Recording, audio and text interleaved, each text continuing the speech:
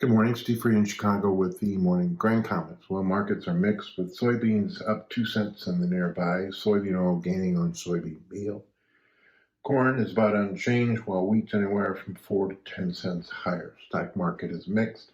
Dollar's a little bit higher, crude's a little bit higher.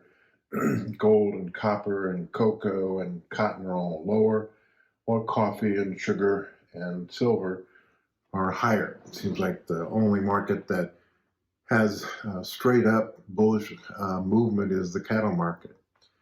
As far as the grains are concerned, I think that in the beans, still see a large supply of Brazil beans that offers resistance to the market above the market. And down below, you can see that the domestic demand for beans remains strong with stocks tight. We did see Central Illinois processors move to the July and lose about a nickel on the before spread. We also note in the corn market trading below 650 with good weather. Our weatherman sees good planting weather for at least 10 days, hoping for the normal shower activity from end of April through May. And I think the soils are going to need that subsoil moisture reserves as we go into the summer, especially west of the Mississippi. Wheat market responding to dry weather across the southern plains, the driest area in the hard red winter wheat area continues to see very little rainfall.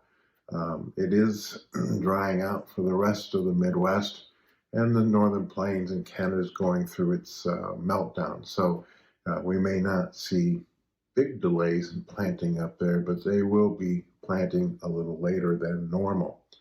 Tomorrow we have a USDA report, and April reports have a tendency not to have big changes, but considering the fact that our trade volume is down, our open interest is down, any number that's different than the average trade gas could see a knee-jerk reaction. For the soybeans, some people think that the soybean carryout might be up a little bit because of lower exports.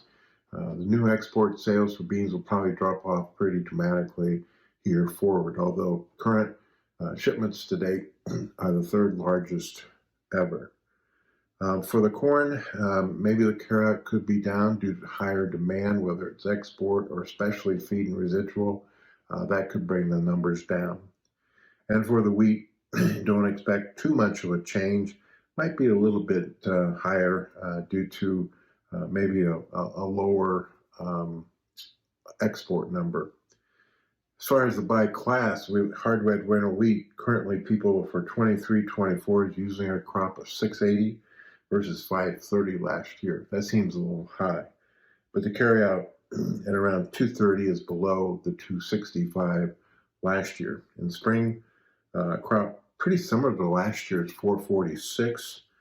Demand may be a little bit higher due to exports being a little bit higher than last year, but they carry out only 110 versus 139 this past year.